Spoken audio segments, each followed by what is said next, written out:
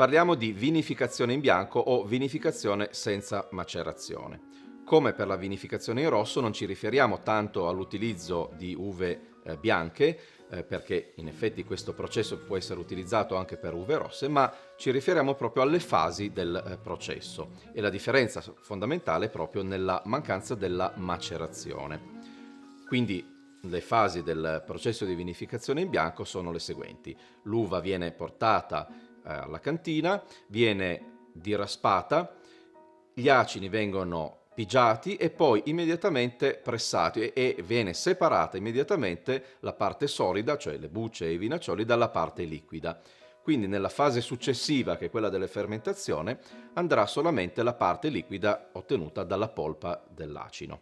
La fermentazione e le fasi successive procedono sostanzialmente come per i vini rossi. Cruciale anche in questo caso nella fermentazione è la gestione delle temperature, dell'ossigeno, della CO2 presente per favorire la riuscita ottimale della fermentazione. Alla fine della fermentazione alcolica, il vino ovviamente non deve più essere separato nelle sue parti solide e liquide, perché questa operazione è già stata fatta prima della fermentazione, e la fase successiva è una serie di travasi come per i vini rossi, e poi a questo punto la scelta del produttore può essere quella di far avvenire la seconda fermentazione, ossia quella malolattica.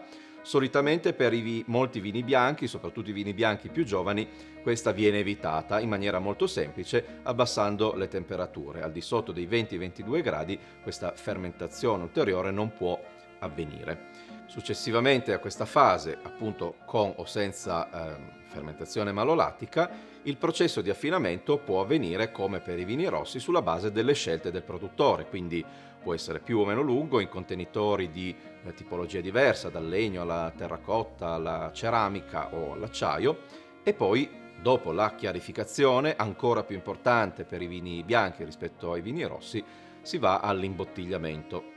Come per i vini rossi, la fase di imbottigliamento è molto importante, il controllo dell'igiene, delle quantità di ossigeno presenti nelle bottiglie, e per i vini bianchi, ancora più che per i vini rossi, questa fase può essere preceduta dall'immissione all'interno del vino dei solfiti.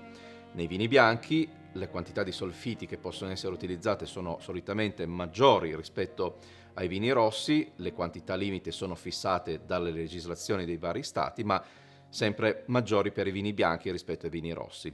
Il motivo è che il vino bianco è nella fase di affinamento in bottiglia più soggetto all'ossidazione, e in questa fase i solfiti tendono a coprire, a proteggere il vino da questo processo di ossidazione. Ovviamente una volta in bottiglia il vino può essere subito immesso sul mercato, oppure può essere ancora soggetto a un periodo di affinamento in bottiglia. Anche nella vinificazione in bianco ovviamente molte sono le possibili varianti che possono essere utilizzate a questo processo standard. Innanzitutto la criomacerazione nella prima fase, che può favorire l'espressione dei sentori fruttati di cui abbiamo già parlato, ma molto, è sempre più comune nella fase poi successiva alla fermentazione l'utilizzo del sistema dell'affinamento sur lit o sulle fecce fini. Cosa significa questo? Che il vino alla fine della fermentazione alcolica non viene immediatamente filtrato e non vengono separate le parti fini che derivano delle fecce, appunto, che derivano dalla soluzione dei lieviti, delle cellule degli lieviti all'interno del vino.